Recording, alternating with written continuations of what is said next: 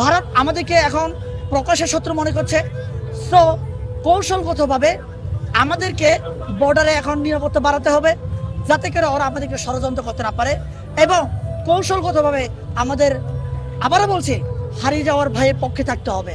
এখন জুলাই আগস্টের পরে আমরা সবাই বুঝতে পেরেছি ভারত আমাদের শত্রু।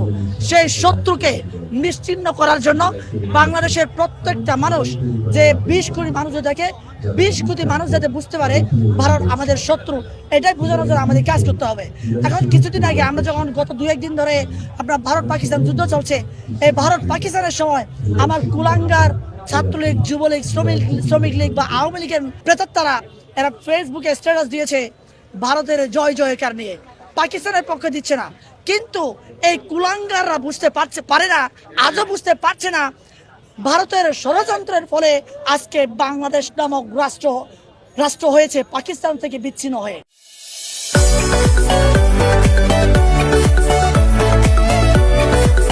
আর কতদিন গেলে, আর মানে কোন অবস্থায় গেলে এই আওয়ামী লীগের প্রেতাত্মারা, ভারতের দালালরা বুঝবে যে পাকিস্তান আমাদের শত্রু ছিল না, কখনো পাকিস্তান আমাদের বন্ধু ছিল, ভারত আমাদের শত্রু।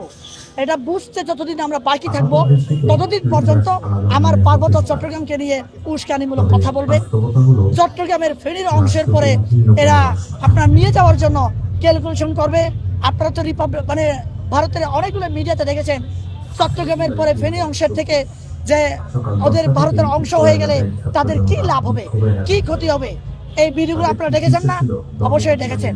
তাই আমি বলবো এই সমস্ত ক্যালকুলেশন যদি বন্ধ করতে চায় তাহলে ভারত বিদ্বেষী চেতনা আমাদের জাগ্রত করতে হবে।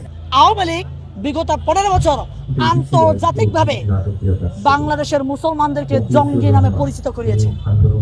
সেই মুসলমানদেরকে, শান্তিপ্রিয় মুসলমানকে যারা জঙ্গিবাদের ট্যাগ দিয়ে আন্তর্জাতিকভাবে পরিচয় করিয়েছে, এই দলকে যারা এস্টাবলিশ করতে চায়, যারা ফিরে আনতে চায়, তাদের কাছে আমার প্রশ্ন, আপনারা মুসলমান কিনা?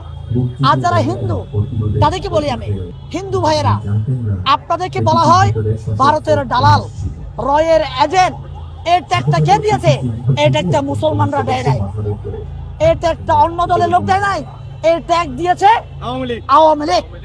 সো আপনার হিন্দু ভাইরা, আপনারা যদি চান বাংলাদেশের নাগরিক হয়ে থাকবেন এবং এই যে ভারতের এজেন্ট, রয়ের দালাল, এই ট্যাগ মুক্ত যদি চান, আজকে থেকে গীতায় ধরে শপথ করেন যে আজকে থেকে আমি আওয়ামী লীগ করবো না।